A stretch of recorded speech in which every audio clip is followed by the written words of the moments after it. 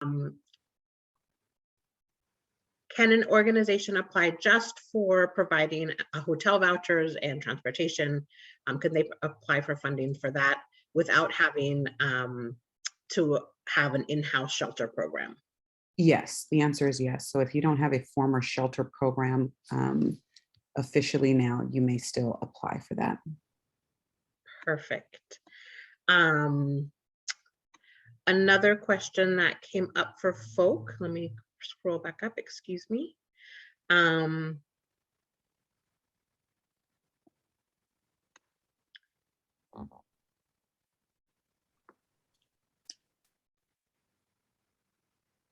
If you are a new nonprofit and don't have as much past impact, can you still qualify?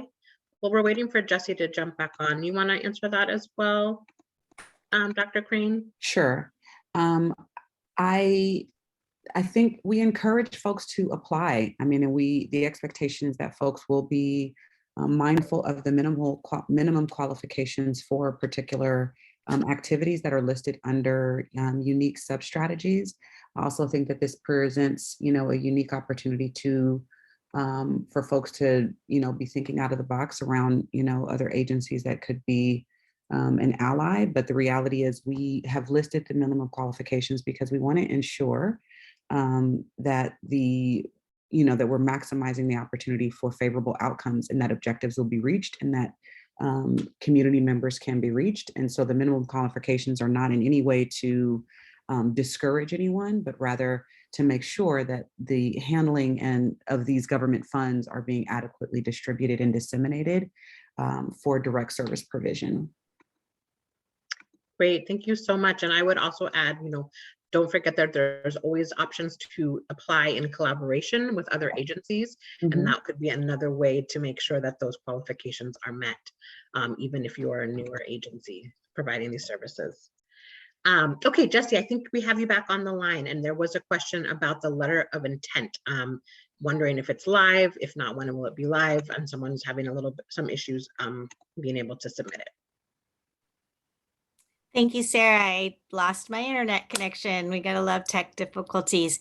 So to say that the best way to get access to anything through the CitySpan portal would be to reach out to the CitySpan help desk.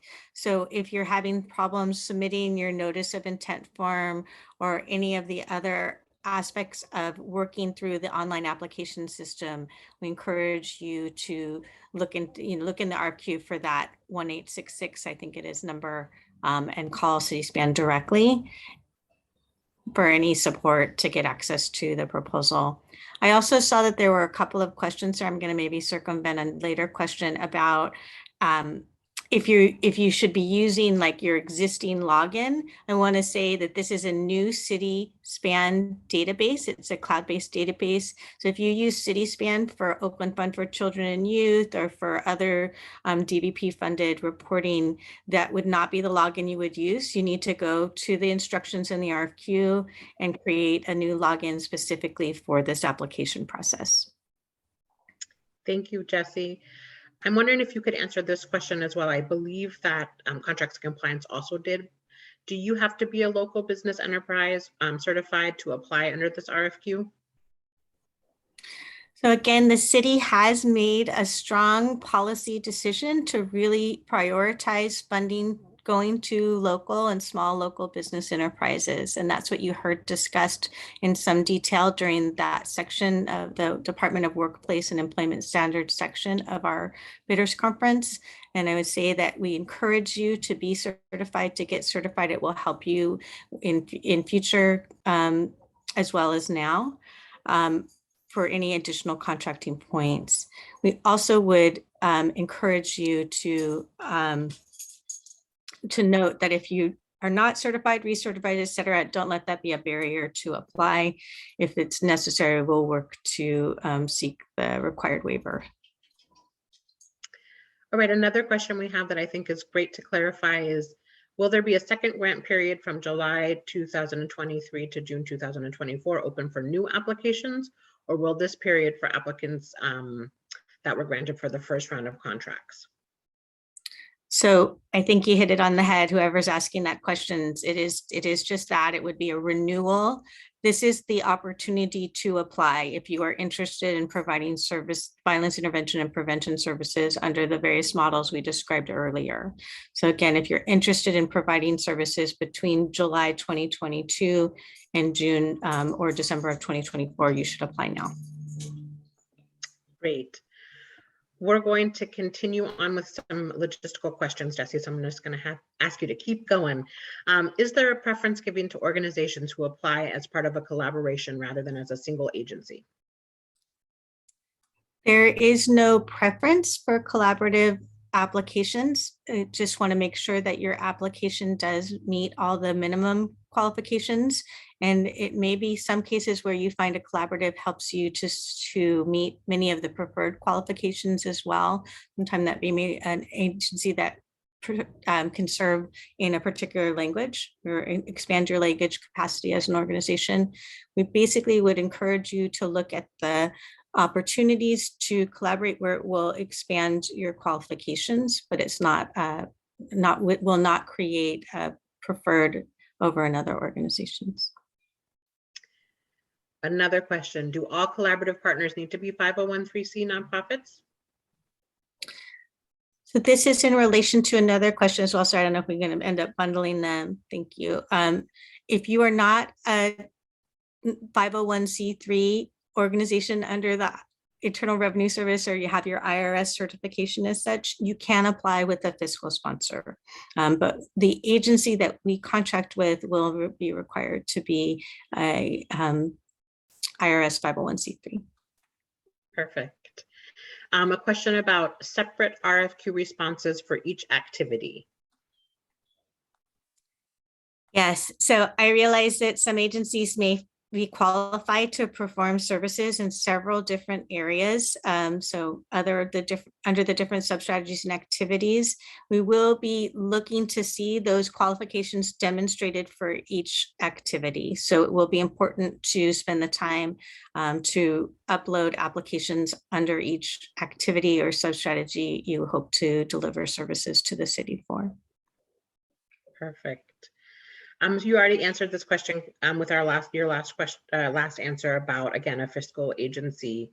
But the question, another clarifying question around fiscal agents is, should questions about the agency, not the project, be answered around the fiscal agent or around the agencies who will be providing the services?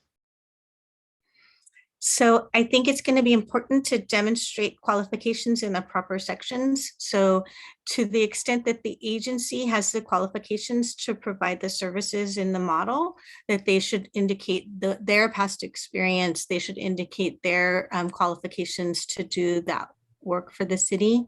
In particular, the fiscal sponsor may find it's best to provide their response in, or to elucidate or define their qualifications in that budget and fiscal practices section of the RFQ. So they may have other qualifications that would be relevant to other sections of the RFQ. So I wouldn't keep you from providing that information in other sections, but I would plan to spend more time providing the fiscal sponsor qualifications and make sure it's clear in the budget and fiscal section.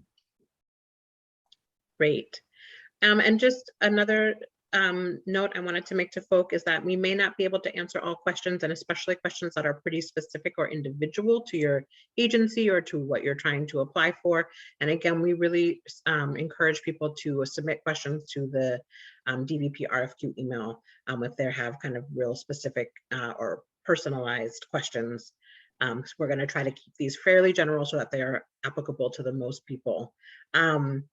One question that I'm not sure if you have the answer to is, do we need to submit an addendum in Cityspan since that form was required for the hard copy? Do you know what this is referring to? I do, and I'm realizing there may not be a spot for the signed addendum, so we may need to look into that. So for folks who aren't clear on this question, all of the questions and answers, one addendum has been issued so far based on questions we received before the bidders conference. There will be a second that comprises mostly the Q&A responses from today. And then there may be others as well. Typically, those are in iSupplier as well as available on our RFQ page. And you're often required to sign off that you've actually acknowledged and you've read them, that you know that that you've incorporated any changes that may have been in that addendum or the response to the questions into your proposal. In this case, I don't know if there's a spot currently to have those in our RFQ submission on C-SPAN. We may need to work to add that, but thank you for that question and that reminder. Great. A couple of more logistical questions that I think have already been answered, but I think they're worth repeating, which is the grant to be submitted through CitySpan or on the iSupplier portal? Please submit your application through CitySpan. It'll be very important that you use the CitySpan application portal because it is also the portal, or there's a way that we will use the application submitted to create the reviewer portal, and they will be looking at your applications electronically. And can you remind everybody again of the due date for the application in CitySpan? Again, it's due at 5 p.m. end of business day on Thursday, February 3rd. And just as a quick aside to that, just a reminder that CitySpan is there to answer any questions you might have if you're having technical difficulties. Please don't wait till the last day to submit. You will find that they will get overloaded. So it would be important to plan accordingly. And then also that if you do submit anything to iSupplier, that's fine, but it's not the portal that we'll be using to review your applications once submitted. A question about a match. Can people utilize other Oakland grants for the match? And I'm assuming they mean other City of Oakland grants. So with that assumption, I would say, yes, you can. You cannot use other DVP grants for the match, or assume that you're going to be receiving funds in a different activity area to use as the match. But you can use, for example, the plan to receive funding from another City of Oakland source, whether that be our Oakland Fund for Children and Youth or the Workforce Investment Board, or various ways that people are able to access grants through the city. Great. And when and where will we post the list of organizations that have filed notices of intent? So that's an interesting way to phrase that question. I think what we were intending to do was actually share the information because we have permission from folks, if you've checked OK on that Google web form, to share your contact information. I think we were more intending to share information about the organization who attended today's bidders conference, if they've indicated they're willing to share that information. Great. A question about if they are applying to multiple strategies, do they need to submit a letter of intent for each one? Do you want me to start there, or do you want to finish up that question? That's the question. Do they need to submit a letter of intent for each one, or only one letter of intent? So each notice of intent, each time you complete that form, it gives you access to an application portal for that activity or sub-strategy. So you'll note when you're going through the application, the intent to apply form, you will have to choose which sub-strategy or activity you are seeking to apply for, provide some general background information, contact information, and then it will allow you to enter the full CitySpan system to apply for that activity.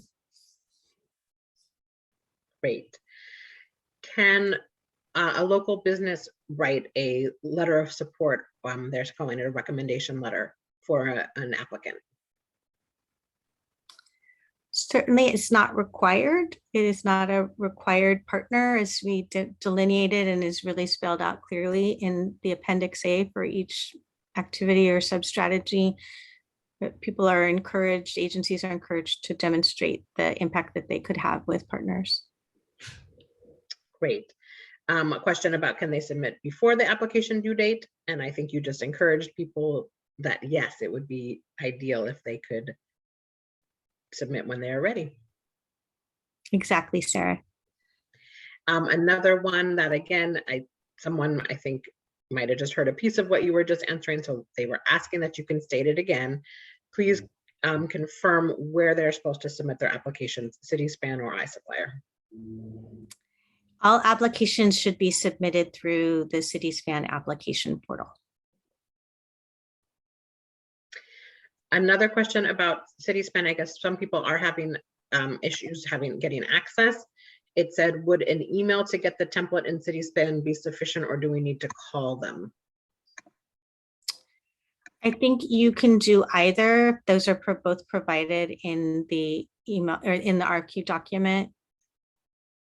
So you may want to do either in both if you are not able to get the responses quickly. Great. Okay, and again, another question around CitySpan, and I think you've already answered this, but just to reiterate, if you already have a CitySpan login for like OFCY, for example, do you need a separate login for this RFQ? Yes, you do. So this is a special online database that was created, it's a cloud-based submission portal for these applications. So even if you're putting data into a database for Oakland Fund for Children and Youth, you'll need to follow the instructions in the RFQ to set up a new CitySpan account, so to speak, for this application. So in the presentation under sub-strategy, we put a number of kind of estimated overall served for the activities. Is this per proposal per applicant, or is this per activity? So there's so many words in that question. I think it might be important to make sure that this person gets their answer straight from potentially actually submitting it to the Oakland DVP email for the RFQ questions. I just want to make sure we really get the answer right. But in general, I think the question is that we want you to submit for each activity area, and that your budget will be the estimated number is in most cases over a larger strategy. It's not the expectation that one agency in some cases would be providing services to all of the individuals estimated. In most cases, we're anticipating awards to multiple agencies under a sub-strategy or activity, and say broadly, most cases. Great. And yes, again, that's a good reminder, Jesse, that please, if we aren't able to get to your question during this time, or if it's a question that seems fairly specific to a particular agency or particular activity, we will be asking you to please submit those questions to the DVP RFQ email address, so that we can make sure that those are also answered and will be up again on our website on the RFQ page and an iSupplier for everybody to see the answers to those as well. This is I think a good clarifying question about some text in the RFQ on page 28, where it says all applicants who score above 70 will be deemed qualified for the funding under the RFQ, but not all applicants who are deemed qualified will be recommended for funding or for the initial funding. And so their question is, who makes that determination after the scoring? So the determination will be made in consultation with the review panels, the panelists and their scoring, and also by the DVP staff with expertise in the relevant areas to make sure that we have the geographic coverage that we're looking for, and potentially there may be special populations we're seeking to serve, and we'll need particular expertise that's demonstrated in those applications. Okay, I want to reiterate, because we continue to get questions about this, that the recording will be available by Friday on our DVP RFQ page on the DVP website on the City of Oakland website. So you can find that there. And again, the presentation will also be made available on that same page. And you can find questions and answers there as well. And also the question and answers are posted on iSupplier. One question about collaborations can an agency that's applying collaborate with a local business or church for this RFQ? I'm not sure that I have a clear answer to that question. Maybe something good to direct to the Oakland DVP RFQ email so that we can get more clarity on your question. But in general, partners can be anybody that you think would help you demonstrate your qualifications or preferred qualifications for the activity or sub-strategy you're applying for. We don't have a limitation. We do as a city, I won't get into it. Send it to the Oakland DVP RFQ. Thank you so much. So this is another clarification about kind of the business entity certification. So again, we can also make sure that the contracts and compliance are answering this, but I think it's based on a comment that you made. So they are asking for clarification. It says, if you are currently not certified, you can apply with a minimum of 10% participation for another certified subcontractor or partner on Schedule E, but you do need to pursue certification in order to receive a grant. And then they're saying, I'm asking since that you are encouraging us to apply for certification now, although it won't qualify us for Schedule E requirements.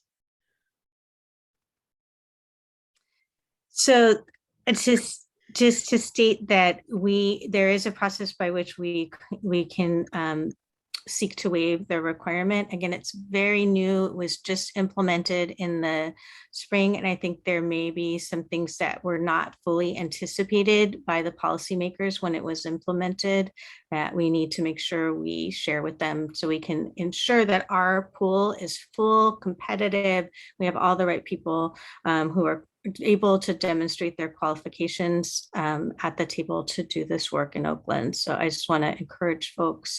We will work through any hiccups that may arise and share our learnings with the city. Great. Another kind of clarifying question, can you apply as a lead and as a sub-lead, like in different applications? So I guess, could you apply as a lead agency for one activity and a sub in a different activity?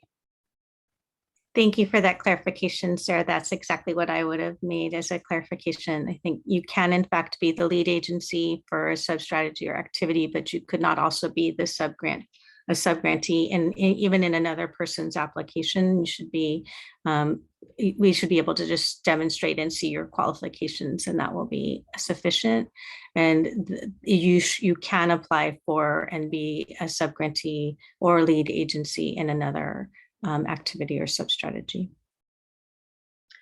This is one that I think you alluded to when you were giving your presentation about the school site models and strategies, but the question is, they didn't see a particular school listed as one of the school sites. Will other schools be able to be serviced outside of the ones listed in the RFQ? Well, under that specific strategy, we are piloting this effort. It's a significant opportunity for us to demonstrate the impact of this new model. So we are focused on the school sites that are mentioned in the RFQ. If you are interested in serving a school in another area of the other activity or another sub-strategy, maybe that's you have partnership for youth life coaching or diversion, or for the youth career and exploration, career exploration and education, you can demonstrate that you have a partnership with that school. We would also indicate that it should be schools that are in the DVP priority areas. Great. And similarly around the school site model, can a group of organizations apply as for the GBV specialists on the school sites without a violence interrupter or a youth life coach? That's a great question. Yes, definitely. So it's meant to be that you're seeking to demonstrate your qualifications for that role on a school site team, and you can designate which school sites you would be interested in the narrative of your proposal. Great. And I think that is, we're pretty much wrapping up, maybe just one or two more questions. the question, I guess, we'll stick with this kind of school site model. Does it mean that each school site will have a team of 3? Is that what the model is talking about? So again, this is a pilot new model, and we're definitely seeking to serve each of the school sites. In some cases, you can see that there were 2 school sites like sort of as partner schools. So for example, Ralph Bunch and McClymonds High School, we would seek to have a team of 3 that would be serving across those school sites. And that's our intention. We need to take a closer look once we get the applications in to understand how much we can stretch the funding. It may be possible that we determine in partnership with the school site leadership that they're prioritizing some of the roles over others. And so we want to have that flexibility, but the intention at this time is to have one of each role for each of those, I guess, 4 school categories. I think Fremont High School is the only one that doesn't have a pairing with an alternative ed school. Great. So I think we'll wrap up with just some final clarifying questions that we have already stated a few times, but just to make sure everybody feels real confident with the application process. So the question is, if you are applying for more than one sub-strategy, do you have to submit multiple applications? Yes, you do. Please So, apply yes. Each sub-strategy or activity you would like to demonstrate your qualifications for. The qualifications in some cases may seem similar, but they are different, and we will be reviewing them separately. Great. So again, that is also true for letters of intent, is what I understand, Jesse, that you should be submitting letters of intent for each activity that you plan to apply for. And then yes, you will need to submit an application for each activity that you are applying for. And those applications should be submitted on CitySpan. And the application is due Thursday, February 3rd by 5 p.m. Any other final clarifying comments, Jesse? I think there's been a very rich, full conversation today. We've provided you with so much information. The RFQ document is, as some people have commented, quite long and very comprehensive. So please take a closer look. I will remind you that we do have an opportunity for any additional questions to be sent to the Oakland DVP RFQ email through January 26th. And we'll be doing our part to make sure that you have your answers as quickly as possible, well in advance of the final deadline for submitting applications. And again, we cannot say enough, and I know Sarai is going to sort of end us on a final note, how much we appreciate that so many people participated today, and that we are really looking forward to what we can do together as a city in the next few fiscal years and continue to do with our existing DVP network now. So thank you to those partners who might be on the call. Thank you, Jesse. And I'd like to thank all of my colleagues from the DVP for your work in preparing this, especially you, Jesse, for overseeing the, just the way we were going to be coordinating this time together. I definitely echo your sentiments of thanks and gratitude for those of you that stuck with us throughout this last 2.5 hours. We really, really appreciate you being here. Happy New Year to you all. We are so grateful for the hard work that you're doing, for the vision that you have for our city, for your ideas, your creativity, and your will to serve the people in the city of Oakland. And so we thank you. We anticipate receiving your proposals and look forward to being in conversation and dialogue, and ultimately look forward to seeing the work and the efforts and the service provision enhanced and expanded in the city of Oakland. We are so excited, and we're so grateful for you all being a part of this community of service providers and healers. Thank you so much, and we look forward to hearing from you. Again, please forward any other questions that may have come up after this to the Oakland DVP _RFQ at oaklandca.gov, and we look forward to being in touch. Thank you.